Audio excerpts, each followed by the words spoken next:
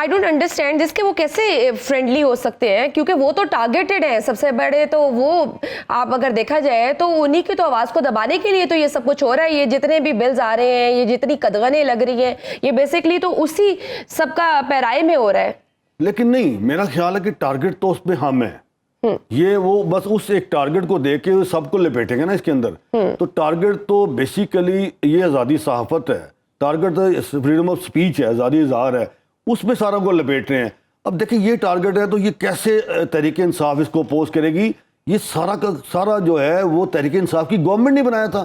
پرویز الہی سابق وزیر اعلیٰ تھے تو انہوں نے اس کو فیک نیوز کے نام سے لے آئے تھے, وہ ہم نے احتجاج کیا, وہ واپس لے لیا. یہ اب ڈیفرمیشن بل لے آئے 2024. اب بات یہ ہے کہ ہم یہ چاہتے ہیں کہ دیکھیں امریکہ جو ہے وہ آزادی صحافت کا, آزادی اظہار کا سب سے بڑا چیمپئن ہے. آپ ان کو دیکھیں, ان کا جب فارن آفس بات کر رہا ہوتا ہے وہ ہمیشہ ہر بات پہ یہ کہتے ہیں کہ پاکستان میں آزادی صحافت اور آزادی اظہار کو خطرہ ہے. وہ بار بار لڑ کرتے ہیں. تو اسی تناظر میں بھی اب سوچ رہا ہوں کہ امبیسڈر صاحب سے امریکہ کی ملا جائے اس سلسلے میں کہ آزادی صحافت کو اور آزادی اظہار کو پاکستان میں کیا خطرات لاحق ہیں. اور بلکہ میں یہ سوچ رہا ہوں کہ کل میں ان کو ایک تفصیل لیٹر لکھوں. قومی سلامتی کو بہت بڑا خطرہ ہے, اس لیے ہم ایکس کو بند کر رہے ہیں. جبکہ اگر نون لیگ کی بات کریں, جب وہ اپوزیشن میں ہوتی تھی تو وہ آزادی صحافت کی بات کرتی تھی, آزادی رائے کی بات کرتی تھی. آج وہ حکومت میں ہے تو آپ دیکھ رہے ہیں کیا حالات ہیں. دیکھیں یہاں پہ بالکل مریم اورنگزیب صاحبہ وہاں پہ انفارمیشن منسٹر تھیں تو ہم ان سے ملاقاتیں کرتے رہے. اب وہ یہاں پنجاب میں سینئر منسٹر ہیں اور قریب چیف منسٹر ہیں, قریب. تو بات یہ ہے کہ ان کی بھی ان میں بہت زیادہ انپٹ ہے اور وہ بھی اس کے اندر شامل ہیں, کیونکہ وہ پہلے بھی شامل تھیں اور اب بھی شامل ہیں. اور وہ کیونکہ اب وہ بیک دا اسکرین بات کر رہی ہیں, پہلے اسکرین پہ تھیں اب وہ بیک دا اسکرین ہے. لیکن بیک اسکرین پہ بیٹھ کے بڑی خوفناک جو ہے نا وہ موومنٹس چل رہی ہیں, بڑی خوفناک باتیں ہو رہی ہیں. تو میں سمجھتا ہوں, میں ان کو بھی کہتا ہوں کہ ہم جب تک آپ اسٹیک ہولڈرز کو نہیں بٹھا کے بات کریں گی, آپ کیسے چیزوں کو قوانین کو لاگو کر لیں گی؟ تو ارشد انصاری صاحب یہ بتائیے مقصد کیا ہے, اس کے پیچھے نیت کیا ہے, وجہ کیا ہے یہ بل لے کر آنے کی؟ اس سے پہلے بھی قانون موجود ہے, تو اب اس وقت یہ قانون لے کر آنا, یہ بل لے کر آنا, اس کے پیچھے آپ کو کیا لگتا ہے کیا موٹیوز ہو سکتے ہیں؟ کیا مخالفین کی آواز کو دبانا ہے, سوشل میڈیا کو کنٹرول کرنا ہے, اپنا کوئی سیاسی مفادات حاصل کرنا ہے, کیا ریزنز ہیں؟ میرا خیال ہے کہ اس کو آزادی کنٹرول جرنلزم چاہتے ہیں, کنٹرول صحافت, control social media, control print media. دیکھیں یہ نہیں ہو سکتا. ہمارے بڑوں نے قربانیاں دی, کوڑے کھائے, قید و بند کی سختیاں برداشت کی, انہوں نے اندر گئے, ماریں کھائیں, کس لیے؟ آزادی صحافت کے لیے.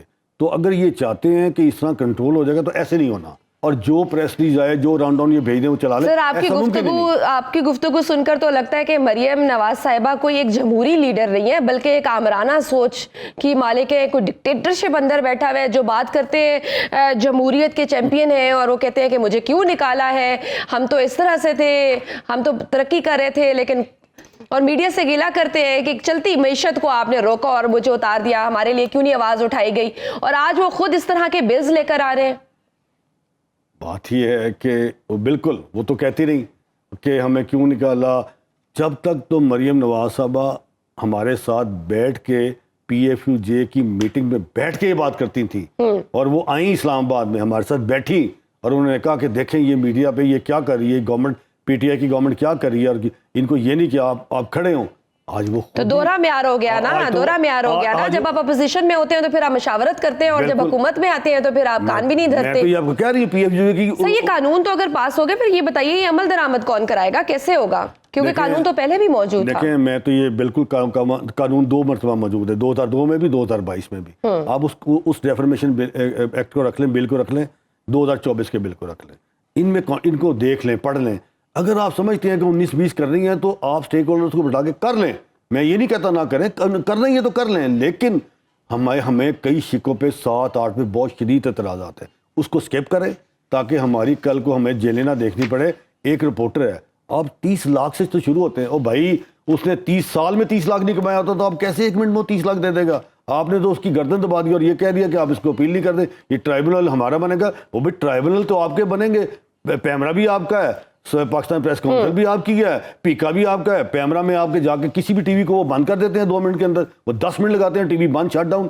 اور وہ پیمرا نہیں جی ہمیں انڈیپینڈنٹ باڈی ہے, بالکل انڈیپینڈنٹ باڈی نہیں. یہ جو اس میں ایکٹ میں آپ نے دیکھا نا لکھا ہے, یہ بالکل انڈیپینڈنٹ نہیں ہے. یہاں پہ جو ٹریبونل بنے گا وہ ان کے متحد ہوگا, جس طرح چاہے گی انفارمیشن منسٹری ٹریبونل سے کرا لے گی, دے دے جی سزا اس کو, دے دے جی اس کو سزا, اس کو 30 لاکھ کر دیں, اس کو 60 لاکھ کر دیں. کدھر جانا ہے؟ یہ ٹریبونل ہی بددیانتی پہ مبنی ہے, ٹریبونل نہیں ہونے چاہیے, یہ بل نہیں آنا چاہیے, اس کو امینڈ کر لیں. یہ جو بل ہے, یہ جو پیکا ایکٹ ہے, کالا قانون ہے, یہ کالا قانون والا بل ہے. یہ 1973 کے آئین آرٹیکل 19 کی خلاف ورزی ہے, یہ اس کا کنٹرڈکٹ کر رہا ہے, بالکل کنٹرڈکشن ہے. آزادی اظہار اور آزادی سپیچ کی جو بات آئین میں ہو رہی ہے زیر وہ سیکشن 19, یہ 19 کو کنٹرڈکٹ کر رہا ہے بل. دیکھیں یہ آئین کے بھی خلاف ہے, یہ قانون کے بھی خلاف ہے. ٹھیک ہے ارشد انصاری صاحب, آخر میں یہ بتائیے, اگر حکومت نے صحافیوں کے احتجاج کے باوجود بھی حتیٰ کہ عزت کے قانون کو واپس نہ لیا تو پھر آپ کا اگلا لاہ عمل کیا ہوگا؟ ہاں یہ اچھا سوال ہے آپ کا. اس کا اگلا لاہ عمل یہ ہے کہ ہماری جوائنٹ ایکشن کمیٹی ہے جس میں APNS ہے, PBA ہے, اینڈ ہے, PFUJ ہے, CPNE ہے. وہ ایک اجلاس کریں گے, جتنی بھی ہماری صحافتی تنظیمیں ہیں ان کو ہم بلائیں گے. سامنے پریس کلب میں بلایا تھا, سب اکٹھے ہوں گے اور انشاءاللہ تعالیٰ اگر یہ لاگو کیا گیا تو آئندہ لاہ عمل کا اعلان جوائنٹ ایکشن کمیٹی کرے گی.